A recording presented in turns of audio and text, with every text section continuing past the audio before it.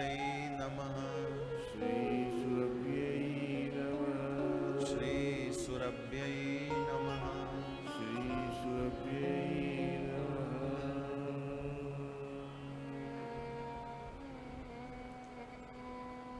परम कृपालु, परम दयालु,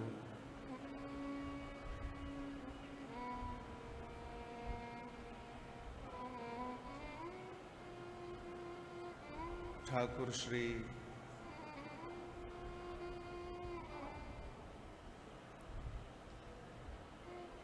श्री गोवर्धन नाथ प्रभु,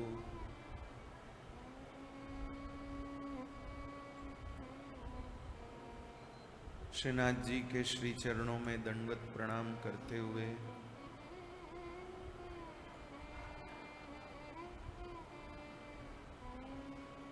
जगत जननी गौ माता के श्री चरणों में दंडवत प्रणाम करते हुए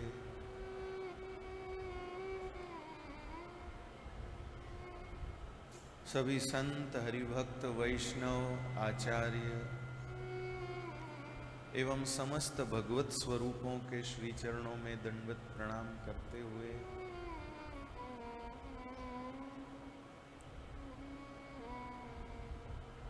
इस पवित्र स्थान भगवती गंगा मैया के श्री चरणों में दंडवत प्रणाम करते हुए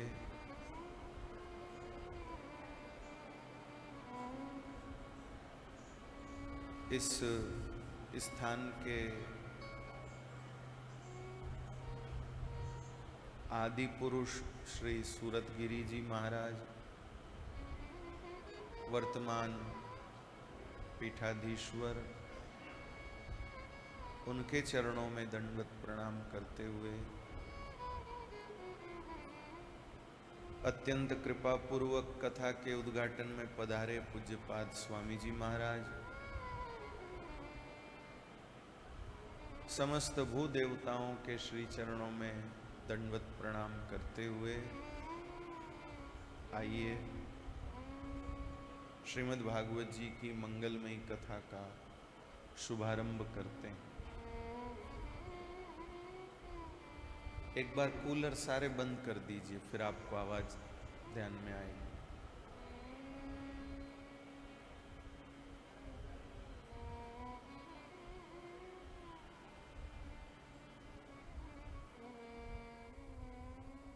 नारायण नारायण नारायण नारायण।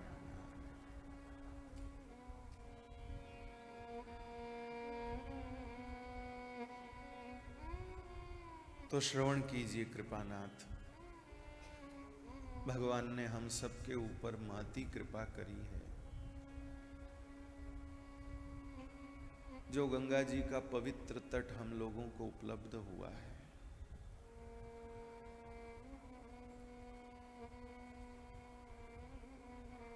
यहाँ पवित्र तट, ये पवित्र गंगा जल हम सबके अंतःकरण को पवित्र करने में सक्षम है।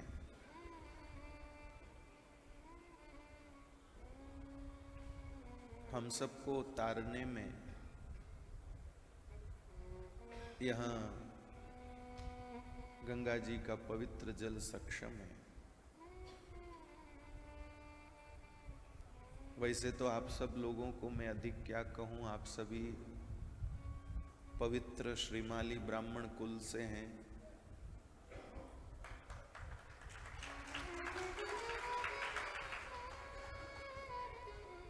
बस लगना भी ये चाहिए कि ब्राह्मण कथा सुन रहे हैं।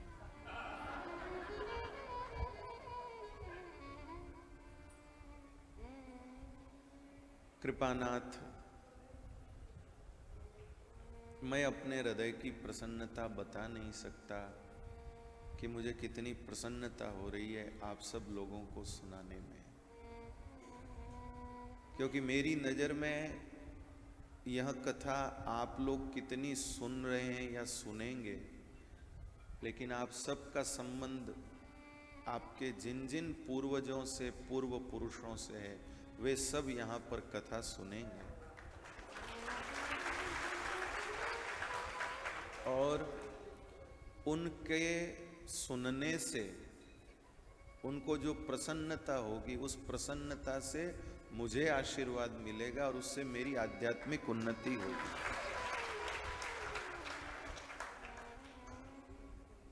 कोई रिकॉर्ड नहीं बनाने के लिए मैं यहाँ आया, आपके जो पूज्य पूर्वज हैं उनका आशीर्वाद लेने, अपनी आध्यात्मिक उन्नति करने के लिए। यदि मैं किसी पद के लोभ में ये बात बोलता तो उसका संदेश ठीक नहीं होता। कोई पैसों के लोभ में ये बात बोलता तो उसका संदेश ठीक नहीं होता। लेकिन मैं ये बात आशीर्वाद के लोभ में बोल रहा हूं, तो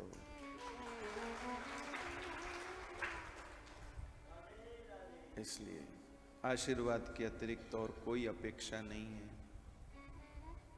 आयोजक लोग बिल्कुल भी ये दिमाग न लगाएं कि महाराज को क्या देना क्या देना। आप लोग प्रेम से कथा सुनेंगे और आपके पूर्वज मुझे आशीर्वाद देंगे, बस इतना ही पर्याप्त।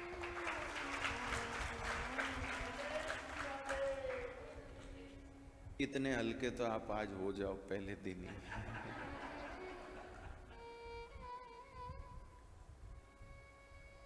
कथा का आज प्रथम दिन है।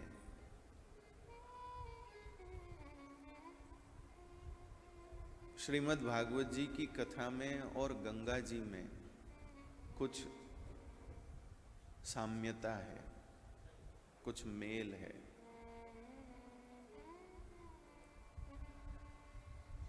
एक तो सबसे बड़ा मेल ये है कि गंगा जी शंकर भगवान की जटा से प्रकट हुई, भागीरथी गंगा शिव की जटा से प्रकट हुई और भागवती गंगा शिव जी के मुखारविंद से प्रकट हुई।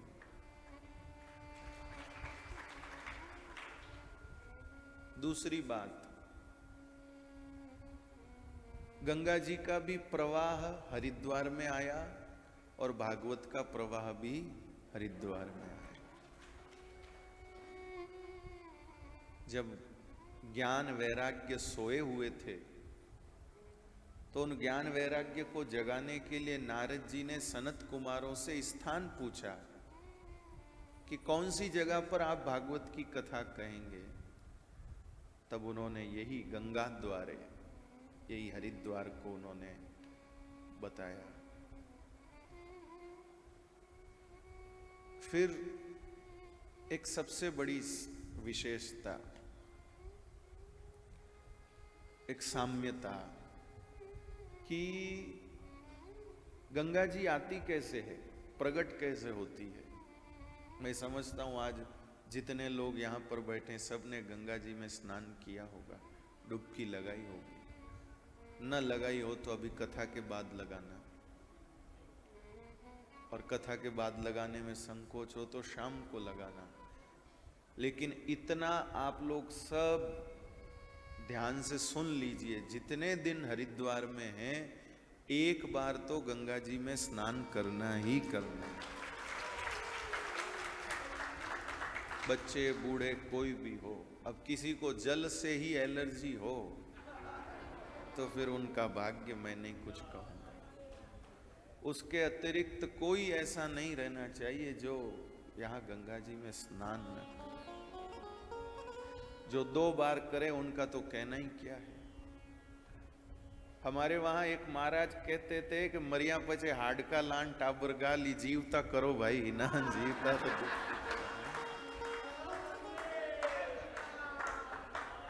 फिर वो ले जा करके अस्थियां लाके डालेंगे, उसमें अपने को क्या मिलेगा। झकोड़ा खाओ था कई टक्की ने पग नीचे किचरी जा। एक बार हम गंगा नहा रहे थे तो महाराज जी हमारे बगल में कोई महात्मा जी नहा रहे थे, तो उनके पांव के नीचे किसी की अस्थि आ गई। कोई वो पांव को चुभा तो उन्होंने बगल वाले से कहा ये पांव को क्या चुभ गया। बोले किसी के दादाजी या किसी की माताजी आई है आपके पांव के नीचे। कहने का मतलब कि श्रेयसाम यद्दवेत् श्रेयं पावनानां च पावनम्।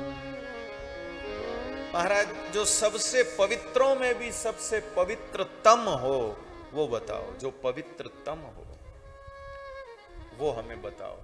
और पांचवा और अंतिम प्रश्न, कृष्ण प्राप्ति करम शश्वत साधनम तद्वदाधुना, भगवान की जल्दी से प्राप्ति करा देवे ऐसा कोई साधन बताओ जो फटाफट भगवान से मिला दे, एकदम जल्दी से,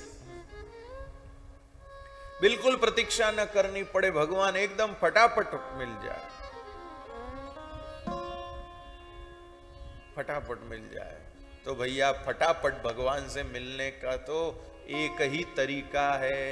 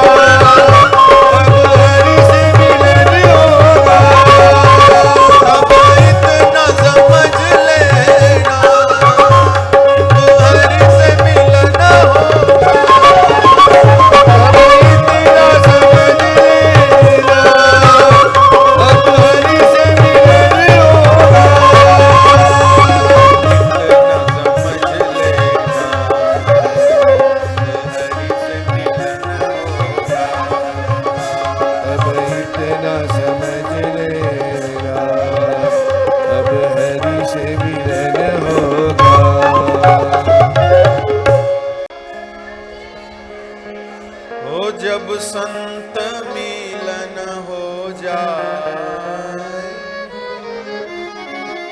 तेरी वाणी हरि गुण गाए, तब इतना समझ लेना, अब हरि से मिलन हो। तो ये एक तरीका है भाई, जल्दी से जल्दी भगवान मिल जाए, संतों का संग हो और वाणी भगवान का गुणगान करे तो भगवान जल्दी मिल जाते हैं। और संतों का संग है तो भाई संतों के संग में क्या मिलेगा? कथा ही तो मिलेगी, और क्या मिलेगा? किसी मिठाई वाले से मैत्री होगी तो वो लड्डू पेड़ा ही तो देगा, और क्या है, मोबाइल फोन तो नहीं देगा। किसी साग सब्जी वाले से मैत्री होगी तो भाई वो आलू टमाटर ही देगा, लड्डू पेड़ा तो नहीं देगा।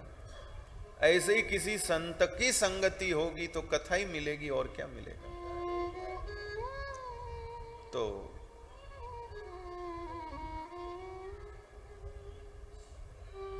कृपानाथ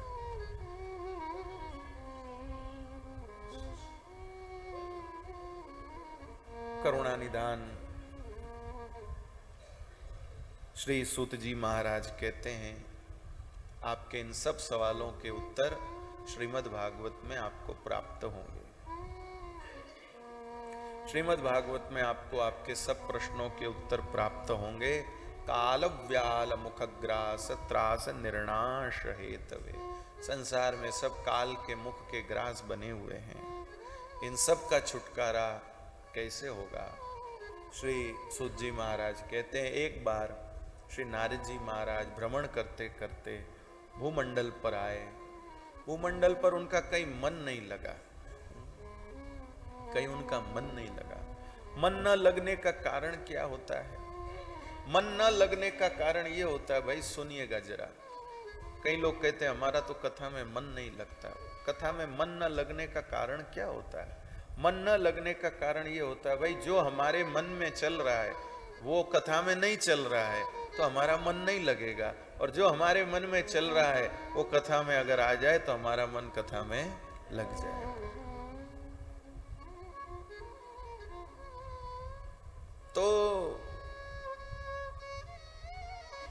ऐसे ही भैया कहीं भी मन तभी लगता है जब जो हमारे मन में है वो सामने हो तो मन लगता है, नहीं तो नहीं लगता है। भैया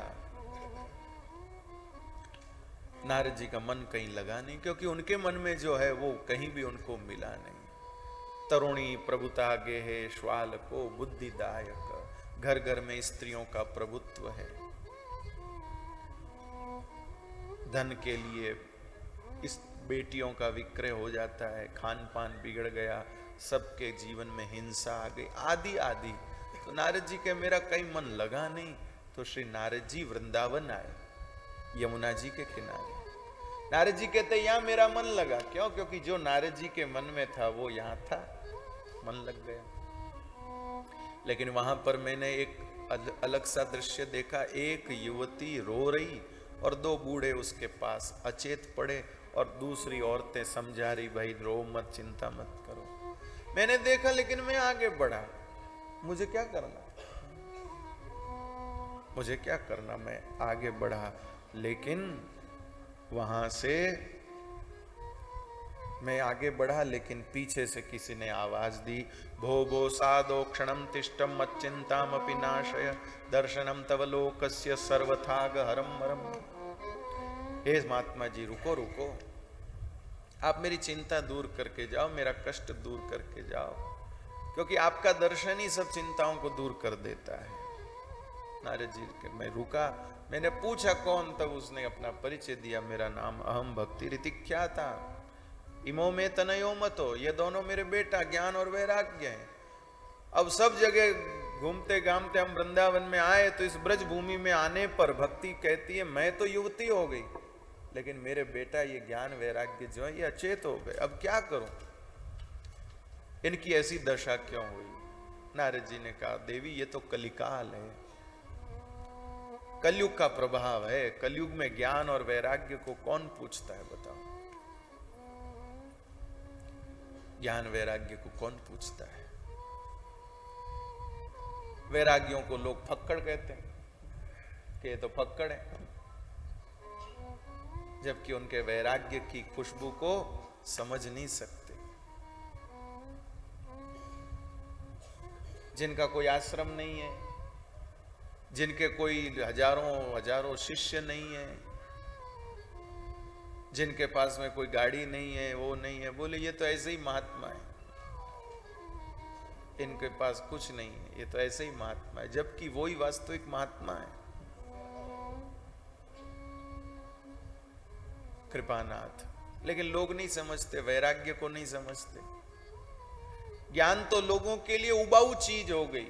किसी को ज्ञान दो तो कहे महाराज पकाओ मत, किसी को ज्ञान दे तो महाराज बोर हो रहे हैं, लोग सो जाएंगे सुनते सुनते।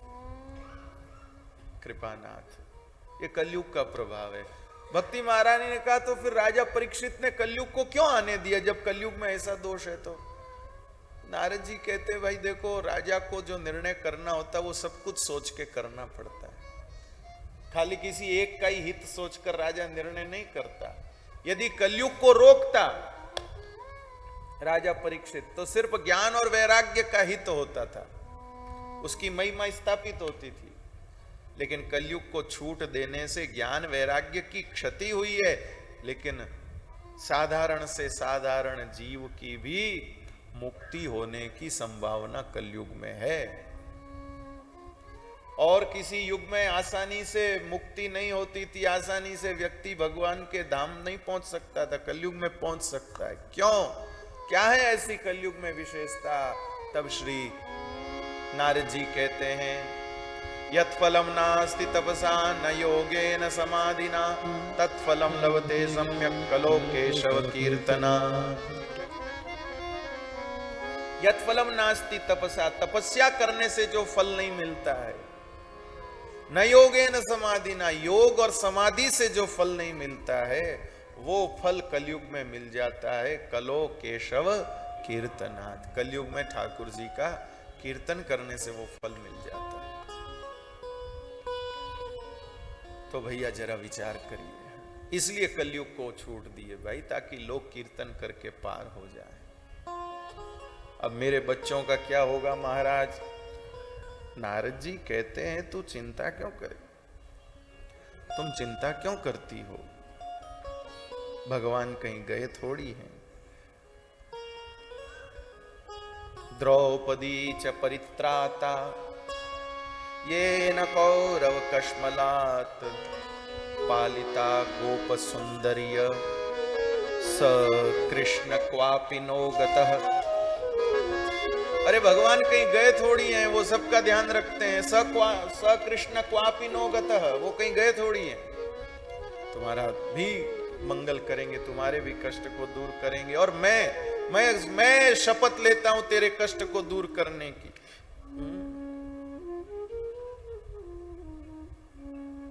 अन्य धर्म तिरस्कृत्यम पुरस्कृत्यम महोत्सवान, मैं गारंटी लेता हूं गेहे गेहे जने जने, तुझे सब जगह पहुंचा दूंगा। ठीक है महाराज।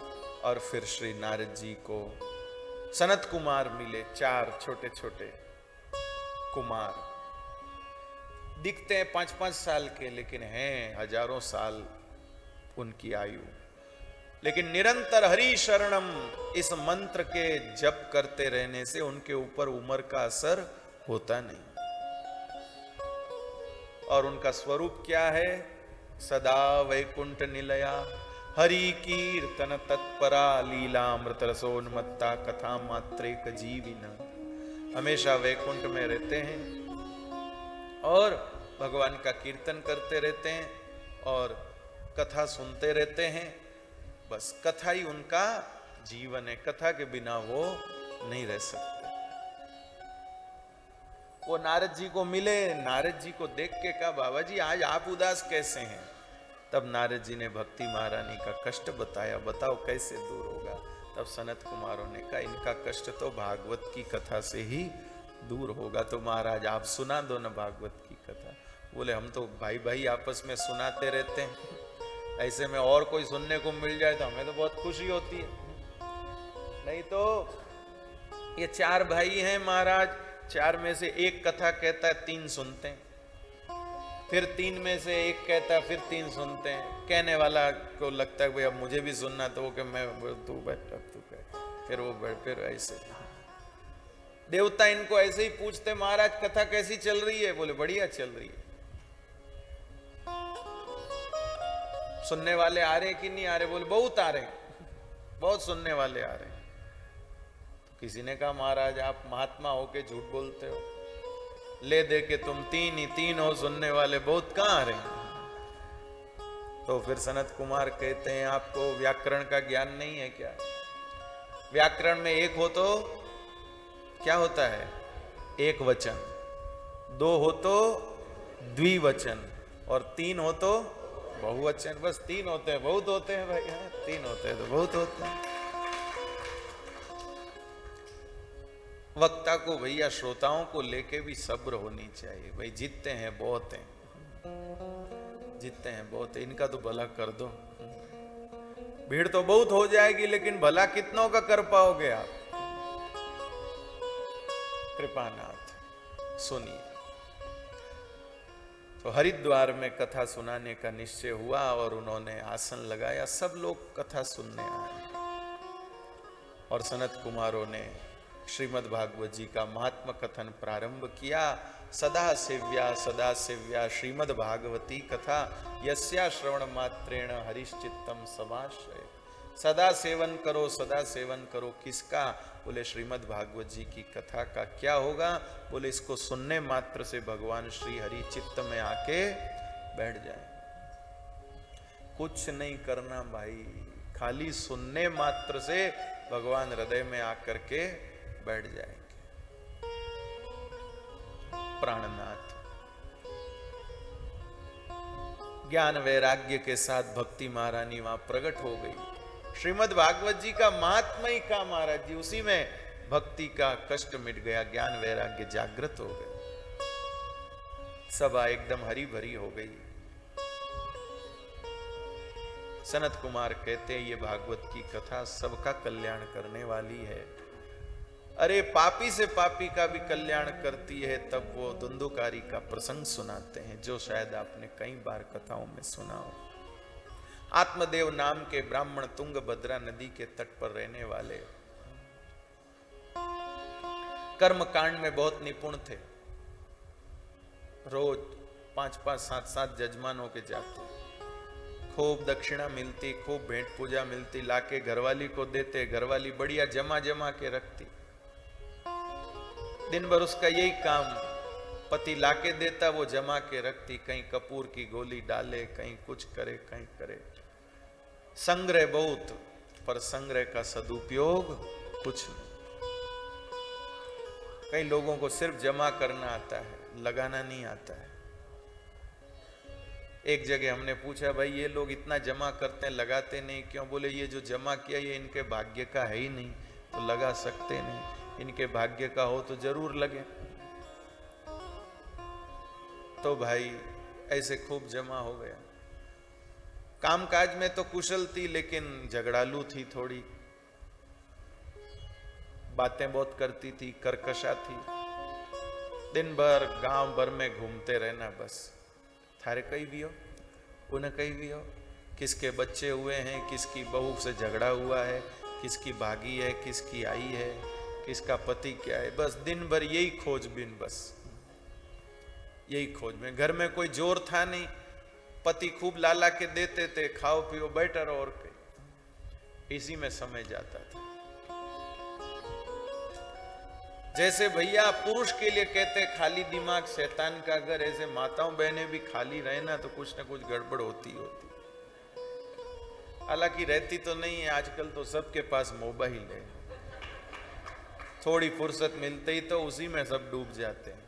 वो और गड़बड़ कराता है, और गड़बड़ कराता है। तो आत्मदेव ब्राह्मण ने एक दिन अपनी पत्नी से कहा कि देख, अपने संतान नहीं है, अपने को कुछ करना चाहिए। बोले नहीं है तो आराम है ना, आराम से बैठे हैं, आप कमा के लाओ, दोनों मिल के खाएं। बोले इतना धन जमा हो, इसका होगा क्या? बोले आप क्यों फिक्र करते हो, मैं सब निपटा दूंगी। आत्मदेव ब्राह्मण तो दुखी होकर जंगल में गए, नहीं तो मैं तो मर जाऊं। तब भैया वहां एक महात्मा जी मिल गए। महात्मा जी के आगे रोना रोया। महात्मा जी ने समझाया, भाई तेरे 7 जन्म में पुत्रो ने वचन नहीं महाराज, नहीं है तो भी देव कटोई लान दो। महात्मा बोले कहां से दूं, 7 जन्मों में नहीं है, फिर किसी और का उठा के तेरे को दूं? महाराज दो, नहीं तो मैं मर जाऊंगा आपके सामने सिर फोड़ के। महात्मा दयालु, उन्होंने एक फल दिया कि ले ये फल ले जाना, फल अपनी पत्नी को देना और कहना साल भर तक मर्यादा का पालन करे, आचार विचार का पालन करे, जीवन में दया रखे, सत्संग स्वाध्याय भजन करे, तब तुम्हारे यहां पुत्र होगा। ये नियम खाली धुंधुली के लिए नहीं, जो आत्मदेव जी की पत्नी थी, ये सब माताओं के लिए, जो भी गर्भवती माताएं, साल भर कम से कम वो अपने आचार विचार का, खान पान का, सब बातों का ध्यान रखें। और लाके फल दिया, धुंधुली बोली लो, इनको भी कैसे कैसे मिल जाते हैं। फल खाने से भला कोई बच्चे होते हैं क्या? होते तो फिर एक काय को लाए, दर्जन भर लाते, सबको देती मैं। अब मान लो ये फल खाऊं, मैं गर्भवती हो गई तो पहले तो पेट बढ़ जाएगा, मेरा सौंदर्य खत्म हो जाएगा। फिर दूसरा, कहीं गांव में डाकू आ गए तो सब भाग जाएंगे, मैं कैसे भागूंगी? फिर मान लो मैं बीमार हो जाऊंगी, घर का कामकाज नहीं होगा, मेरे पति मेरी ननंद को बुला लेंगे कि तू आ काम करने, और ननंद कहीं घर का सामान ले गई तो? मान लो संतान हो गई, कहीं जन्म देते समय दर्द के मारे मैं मर गई तो? न मान लो नहीं मरी, जी गई तो उसका मलमूत्र कौन धोएगा? मुझसे तो नहीं होगा भाई। ये सब अपने दिमाग में सोच सोच के, और उसने फल गौ माता को खिला दिया। अब गौ माता ने फल खाया तो गौ माता तो बहुत अच्छे आचार विचार में रहने वाली, उनका गौ माता तो पवित्र है भाई, उनका मलमूत्र भी पवित्र होता, तो इसका मतलब उनके भीतर अपवित्र तो कुछ है ही नहीं। तो कई लोग कहते जब उनके भीतर अपवित्र कुछ नहीं है तो फिर अगर कोई उनका मांस खाए तो वो अपवित्र कैसे हो गया? तो ध्यान दीजिए, जिस वस्तु को गौ माता प्रसन्नता पूर्वक प्रदान करती है वो पवित्र है महाराज। जो हम छीन के ठोस के लेते हैं वो, ध्यान दीजिएगा कृपानाथ, इसी प्रकार आपके माता पिता भी प्रसन्न होकर जो आपको दे जाएंगे वो आपके लिए अमृत है। और ये कोर्ट कचेरी करके माँ बाप से लड़ झगड़ के आप लेंगे, वो अमृत नहीं है, वो अमृत नहीं है। बाकी जिस गाय के मल में जो आता है वो लक्ष्मी जी का स्वरूप है, गोमूत्र में जो आता है वो गंगा जी का स्वरूप है, तो इसका मतलब उनके अंदर अपवित्र कुछ है ही नहीं। पर भैया जो गाय अपनी प्रसन्नता से देती है वो अमृत है। दूध भी आप जबरदस्ती निकालोगे ना, वो अमृत नहीं। बछड़े को न पिला के बस अपने को मिल जाए, वो भी, उस दूध में भी कोई गुण नहीं होगा। ऐसे ही माता पिता खुशी खुशी जो दें वो ही अमृत है भाई। भले ही आपको लगे कि उसको ज्यादा दिया मुझे थोड़ा दिया, तो अरे भाई अमृत के टैंकर नहीं होते, अमृत तो घड़ा भर के ही होता है। देवताओं ने समुद्र का मंथन किया तो एक टैंकर भर के अमृत निकला था क्या? अमृत का तो घड़ा ही होता है। इसलिए आपके माता पिता, आप 2 भाई हो, 4 भाई हो, और आपको कम मिला है तो आप दुखी नहीं होना, आप खुश होना कि हमें टैंकर नहीं मिला, टैंकर तो पानी के होते, हमें अमृत का घड़ा मिला है, बस ये हमारे लिए पर्याप्त है। और आपके इस भाव से मैं आपको सच कहता हूं, आपका वो थोड़ा सा आपको जो मिला है वो इतनी जल्दी वृद्धि को प्राप्त करेगा कि टैंकर भी कम पड़ जाएंगे। लेकिन भाव होना चाहिए भाई, भाव होना चाहिए। जगह जगह जाके रोना रोए, देखो मैं किया यूं करियो, मैं यूं करियो, मने हावित दी, मैंने ये किया, देखो। अरे नहीं पड़ना इस झंझट में, सच कहता हूं आपको। ये सब चीजों से व्यक्ति की वास्तविक उन्नति नहीं होती और ये सब चीज वास्तविक उपलब्धि भी नहीं है। इसमें अपना खुद का क्या हुआ भाई? सहज मिले सो दूध सम, सहज मिले सो दूध सम, मांग ले सो पानी और छीन ले वो खून सम। ये संतों की बानी। तो इसलिए भैया गाय जो सहज में देती है वो अमृत है, जो अपनी प्रसन्नता से देती है वो अमृत है भाई। कुछ खोस के छीन के मार के लेते हैं वो तो विष है। इसलिए मुस्लिम जो धर्म ग्रंथ है कुरान, उसमें भी लिखा है, मैंने कोई कुरान पढ़ी नहीं है लेकिन कहीं उसका उद्धरण पढ़ने में आया कि उस कुरान में भी जो है उनके जो गुरुजी हैं मोहम्मद साहब जी हैं वो कहते हैं कि गाय का दूध अमृत है और उसका जो मांस है वो विष है। ऐसा उसमें लिखा है, ऐसा मैंने देखा। खैर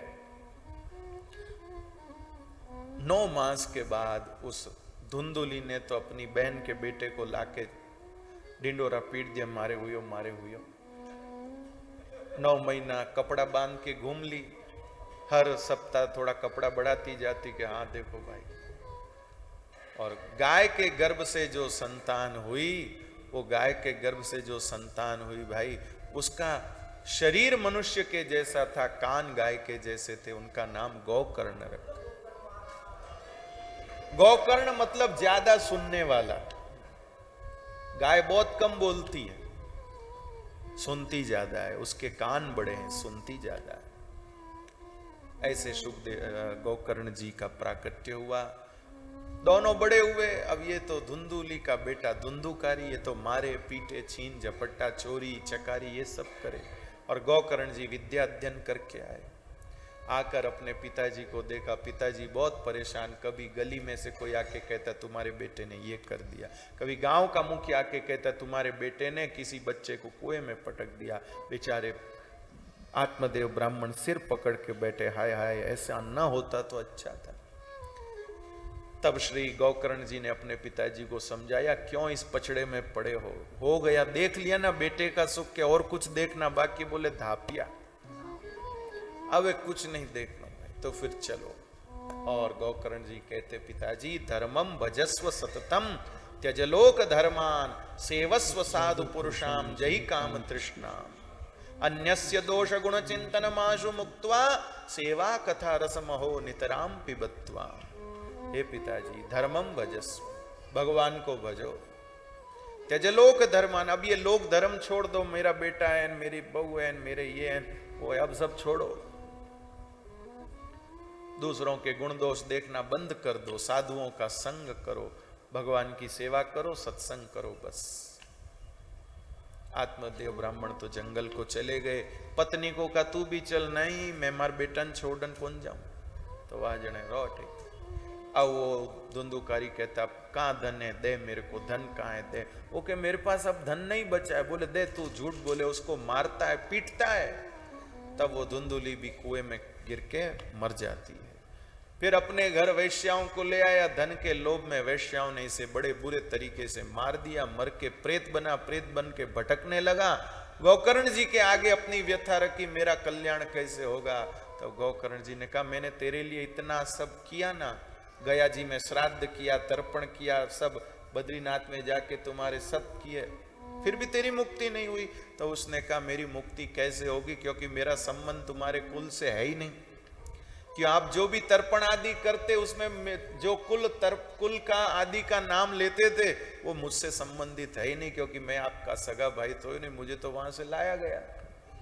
हो इतना फर्क पड़ता है भाई कुल गोत्र आदि का।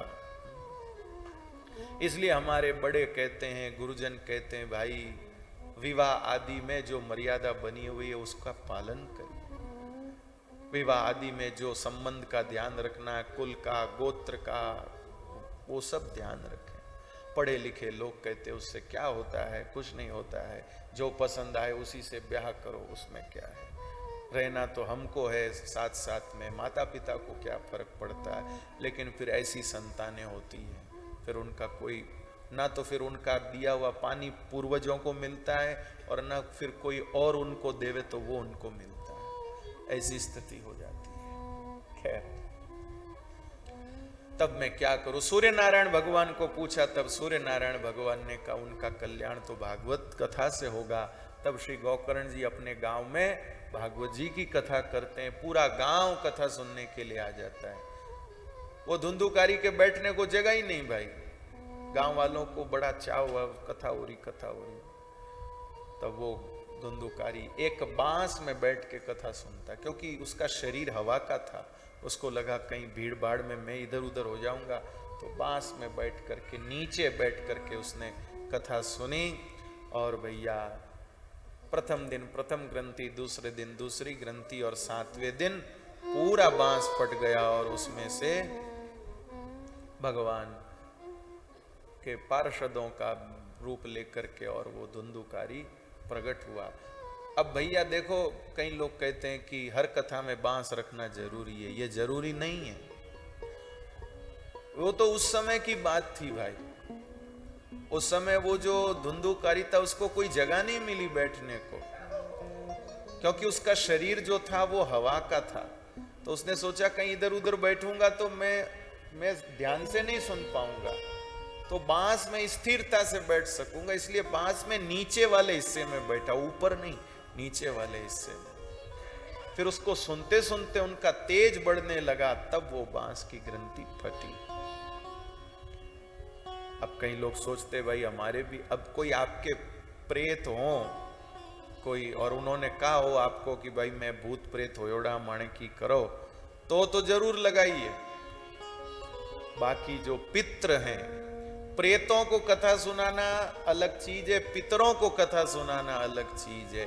प्रेतों को सुनाना हो तो फिर डंडे लगाओ, और यदि पितरों को सुनाना है तो पितर तो अपने पुत्रों को प्रेम से सुनता हुआ देखेंगे तो वो प्रसन्न हो जाएंगे उनका, क्योंकि पितरों को आपका किया मिलेगा, पितरों को आपका किया मिलेगा।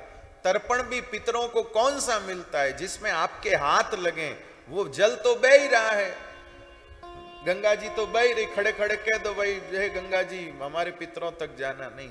जिस जल को आपका हाथ लगेगा वो जल उनको मिलेगा। ऐसे ही जो कथा आप ध्यान से सुनोगे वो पितरों को मिलेगी भाई, जो कथा आप ध्यान से सुनो। इसलिए बांस के चक्कर में मत रही।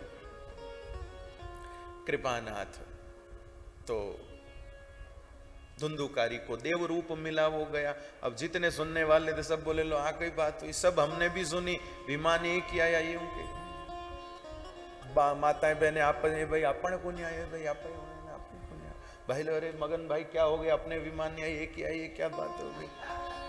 तब गोकर्ण जी ने कहा जितने ध्यान और तल्लीनता से इसने सुना वैसे किसी ने नहीं सुना। कोई अच्छी बात आती थी तो हम मन ही मन फूलते थे,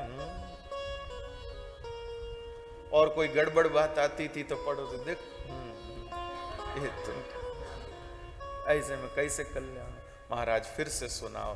तब दोबारा कथा हुई, और दोबारा जब कथा हुई तो भाई जितने सुनने वाले थे सबके लिए विमान आया, और गोकर्ण जी को लेने खुद ठाकुर जी आए, गोकर्ण जी को गले लगाया, गोकर्ण जी को गले लगाया, और गले लगा के कहा प्यारे तेरे जैसा मेरी प्रसन्नता का काम करने वाला कोई दूसरा नहीं, चल मेरे साथ। गोकर्ण जी को हाथ पकड़ के विमान में बिठा के भगवान ले गए। ऐसी भागवत जी की महिमा है भाई।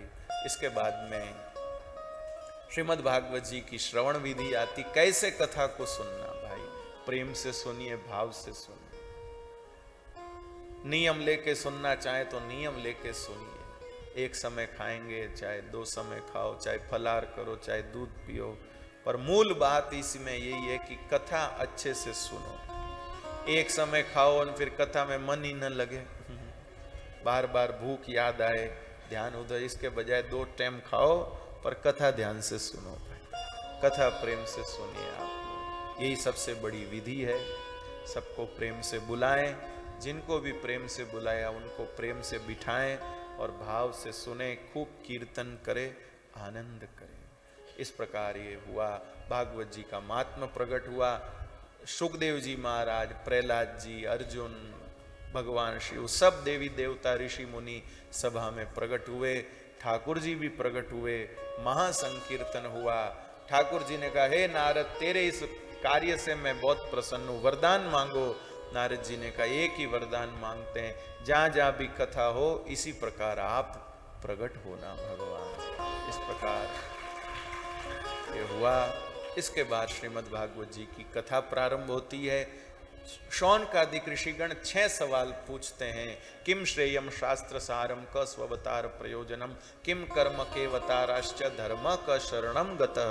और श्री सूत जी महाराज इसका उत्तर देते हैं, कृष्ण भक्ति परम श्रेयम शास्त्र सारश्च सेवहि, प्रयोजनम सतो रक्षा कर्म सृष्ट्यादि लक्षणम, अवतारा असंख्यया धर्मो भागवते स्थितः। इन्हीं प्रश्न उत्तर के माध्यम से कथा का विस्तार होता है, जिस विस्तार की ओर हम लोग कल आगे बढ़ेंगे। आज कथा के सत्र को यहीं पर विराम देते हैं। आइए, उठिएगा मत, थोड़ी सी कुछ सूचना और थोड़ा संकीर्तन सब लोग करेंगे। एक आप लोगों से मेरा सुझाव था कि यदि कथा का समय 10 से 2 के बजाय 9 से 1 कर दिया जाए तो थोड़ा ठीक रहेगा। तो सबकी सहमति है तो फिर कल हम लोग, क्योंकि 10 थोड़ा विलंब भी हो जाता है और फिर 2 बजे और विलंब हो जाता है, तो 9 बजे से कल हम लोग कथा का आस्वादन करेंगे। दूसरी बात, सबको मैंने कह दिया है, गंगा जी में स्नान अवश्य करना है, गंगा जी में स्नान जरूर करना है। तीसरी बात, यहाँ पर फालतू के काम में, फालतू की बातों में टाइम कम खराब करें। कब कब जोग बनते हैं भाई, तो ज़्यादा से ज़्यादा भजन करें, जप करें, कीर्तन करें, पाठ करें, पुस्तक पढ़ें। ये आप सबसे विनती है। इस 7 दिन की अवधि में कम से कम गुस्सा करना, एक दूसरे की बुराई करना, ये सब झंझटों में न पड़े। और कितनी बातें कह दी? 4 कह दी, 4 कह दी। पांचवी बात यह है, कोई अगर व्यसन करते हो, वैसे तो सब ब्राह्मण देवता न करते होंगे, लेकिन कोई मान लो गुटखा तंबाकू या और कुछ करते हो तो भांग पीते हैं, हाँ तो जो कुछ भी करते हो, कृपा करके अगर हो सके तो 7 दिन कम से कम उन सबको अपने तो भाई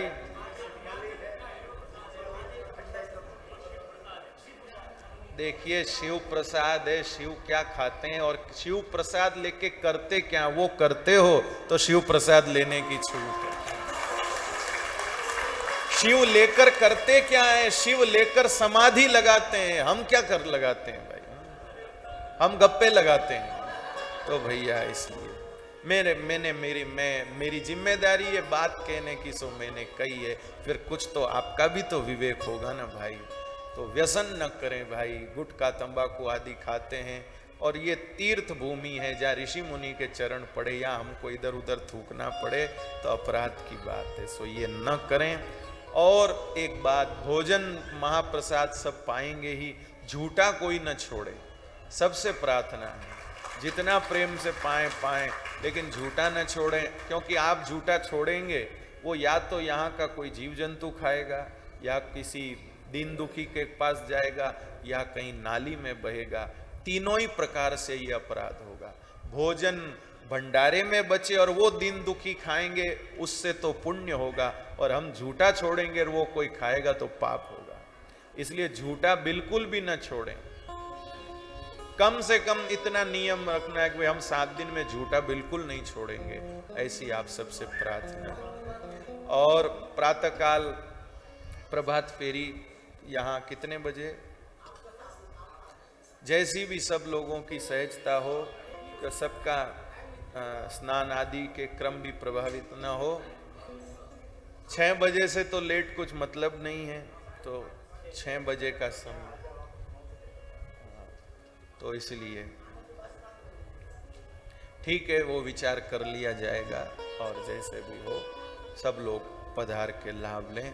भोजन को झूठा कोई न छोड़े, ये सबसे करबद्ध प्रार्थना। और कथा के बीच में जल आदि पीने की आपको आवश्यकता लगती हो तो अपने पानी की बोतल आदि पास में लेके बैठें। जब आपकी सहजता हो तब आप लोग उसको ग्रहण कर लें, प्रेम से पधारें। भगवान ने मौका दिया है तो आप लोग उसका लाभ लें। अपने बाल गोपालों को अपने पास अच्छे से बिठा के रखें। हमारे आयोजक लोग कह रहे हैं कि सब हमारे घर के, इसलिए हम कुछ कह नहीं सकते न, मान मुश्किल हो जा रहा है, तो इसलिए मेरे मुश्किल नहीं है, इसलिए मैं कह रहा हूँ बच्चों को साथ लाएं तो उनको प्रेम से बिठाए रखें। उनके हलने चलने से कथा में विक्षेप ना हो, बस इतना ध्यान रखें। इतनी बात है। थोड़ी देर हरिनाम संकीर्तन, फिर आगे का क्रम।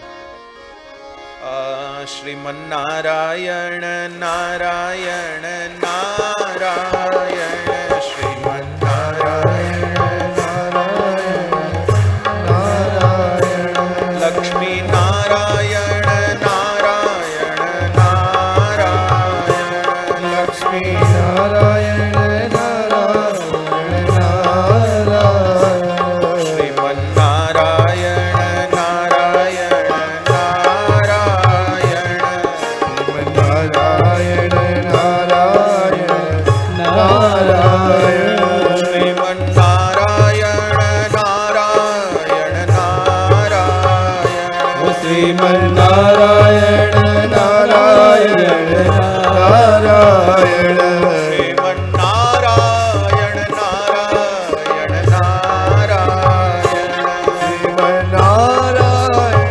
नारायण नारायण, श्रीमन्नारायण नारायण नारायण, श्रीमन्नारायण नारायण नारायण, श्रीमन्नारायण नारायण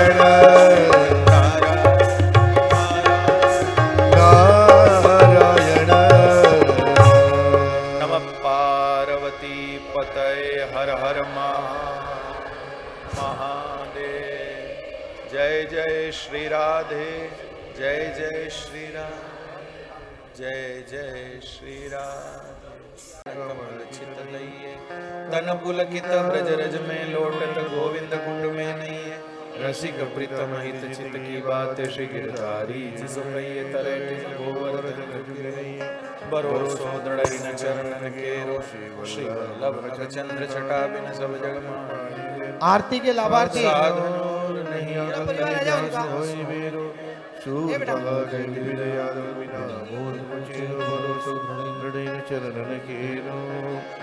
आनंद मंगल करो आरती, आनंद मंगल करो आरती, हरि गुरु संतनि सेवा वाला, हरि गुरु संतनि सेवा वाला, आनंद मंगल करो आरती। प्रेम धरी मंदिर पधराओ, प्रेम धरी मंदिर पधराओ, सुंदर सुख डाले बाबाला, आनंद मंगल करो आरती। मारे आंगणिए तुलसी नो क्यारो, मारे आंगणिए तुलसी नो क्यारो, शालिग्रामनि सेवा वाला, आनंद मंगल करो आरती।